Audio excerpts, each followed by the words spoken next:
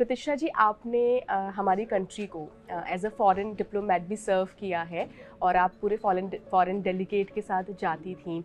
आपका जो स्किल था वो सॉफ्ट डिप्लोमेट का स्किल माना जाता था। तो क्या ज़रूरत पड़ी, मतलब इतने सारे डिप्लोमेट्स हैं, इतने सारे नेताजी तो जा रहे हैं, साथ में मिनिस्टर्स जा रहे हैं, तो क्यों ज़रूरत पड़ी कि भाई कोई बाहर किसी दूसरी कंट्री में एक सॉफ्ट डिप्लोमेट को भी लेकर जाए? क्या वजह थी? बहुत सुंदर प्रश्न। जो चीज़ जंग नहीं जीत सकती वो चीज़ प्रेम जीत सकता है।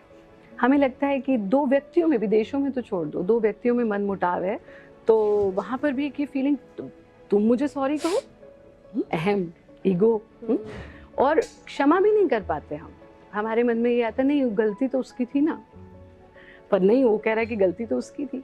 लेकिन कम्युनिकेशन से, बातचीत से हम उन मुद्दों को भी सुलझा सकते हैं जो जंग से नहीं सुलझ सकते।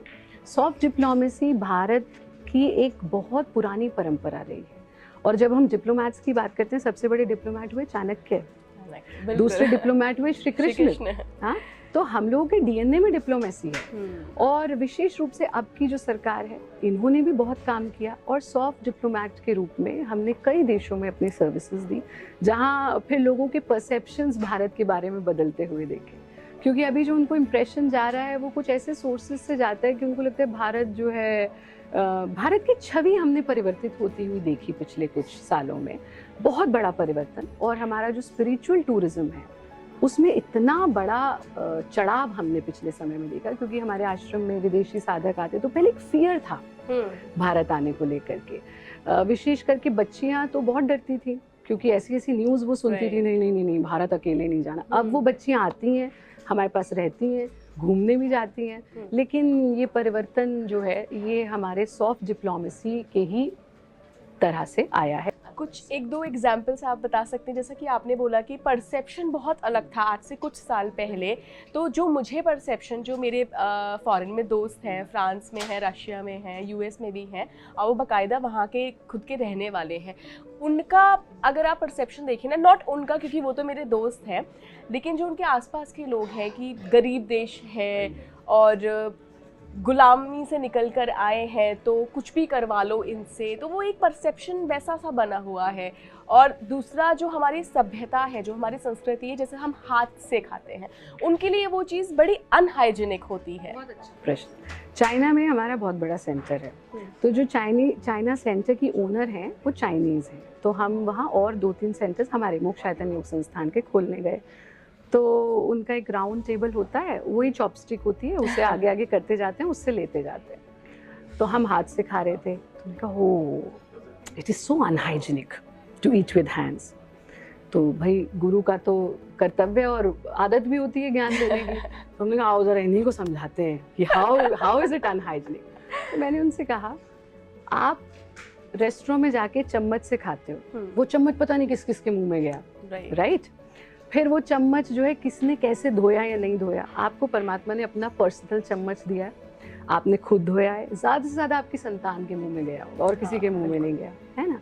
तो इससे ज़्यादा हाइजीनिक वे ऑफ ईटिंग और कोई नहीं है। फिर एक एक्सरे दिया आपको कि आपने स्पर्श हमारी 5 इंद्रियों में से एक है। आप स्पर्श करके पहचान जाते हैं ठंडा है, गर्म है, सूदिंग है या सूदिंग नहीं है। तो आपने जब स्पर्श किया तो आपके ब्रेन को सिग्नल्स मिले कि हाँ, यू नो दिस इज, हाँ खा सकते हैं, कोई कंकड़ वगैरह नहीं है। फिर हमारा जो न्यूरो सिस्टम काम करता है वैज्ञानिक रूप में अगर हम देखें, तो हमारा ब्रेन जब हम किसी चीज़ को स्पर्श करते हैं तो यहाँ पर हमारे नर्व एंडिंग्स होती हैं, जो हम एनाटॉमी में विद्यार्थियों को पढ़ाते हैं। तो वो सिग्नल भेजती है ब्रेन को, food is coming. Brain signal भेजता है आपके डाइजेस्टिव सिस्टम को, and your digestive system is ready to welcome food. And when you eat with only spoon या फोक या और जो भी स्टिमुलेशन से नहीं चाहिए, हाँ, तो वो समय लेता है डाइजेस्ट करने। इसलिए जो हाथ से भोजन करना, ऐसी सारी चीज़ें, तिलक क्यों लगाते हैं, हमारे एक शो बल्कि हमने इस पे किया था, इनसाइट टू इंडियन कल्चर, उसमें इन्हीं चीज़ों पे, तिलक क्यों लगाना, योगी लोग ये वाला कलर क्यों पहनते हैं, ये भी एक प्रश्न है ना? या फिर हमारी संस्कृति में महिलाओं का नेवल क्यों एक्सपोज्ड रहता है, ये इसके पीछे पूरा विज्ञान है। ये क्या है विज्ञान है, मतलब इसके पीछे अब देखिए, आप आपने देखा होगा जो हमारे पुरुष भाई हैं, कभी जब कमीज उतारते हैं सुबह नहाते हुए, तो उनकी नाभि में कुछ व्हाइट कलर का रखा होता है, डिपॉजिट तो होता है कुछ व्हाइट कलर का होता है। तो एक बार हमारा एक शो आया करता था, लाइव था वो, क्योंकि हम तो 2000 मतलब ऑलमोस्ट बचपन से ही समय से कर रहे हैं। तो उसमें ना लाइव कॉलर्स कॉल करते थे। तो एक ने पूछा, पता नहीं मेरे पेट में से व्हाइट व्हाइट क्या निकलता है। हमने कहा तुम्हारी नाभि में छेद थोड़े ना जो निकलता है, तुम्हारी नाभि सक करती है। तो जब आप माँ के गर्भ में होते हैं, आप मुंह से भोजन नहीं करते हो, आप नाभि से भोजन करते हो। हाँ, फिर जब आप निकलते हो उसको काट दिया जाता है, थोड़े दिन बाद वो सूख के गिर जाता है, और हम भूल जाते हैं कि हमारे पास एक ऐसी पावर थी जो सक करने का काम करती है। उसको हम कहते हैं मणिपुर चक्र। मणिपुर चक्र। तो हम जो डायरेक्ट एनर्जीज है, जैसे हम माँ के गर्भ में लेते थे, वैसे हम आज भी ले सकते हैं। और सूर्य की जो ऊर्जा है, अभी क्या होता है, वेजिटेरियन लोग उन पौधों को और सब्जियों को खाते हैं जो सूर्य की ऊर्जा से उगते हैं।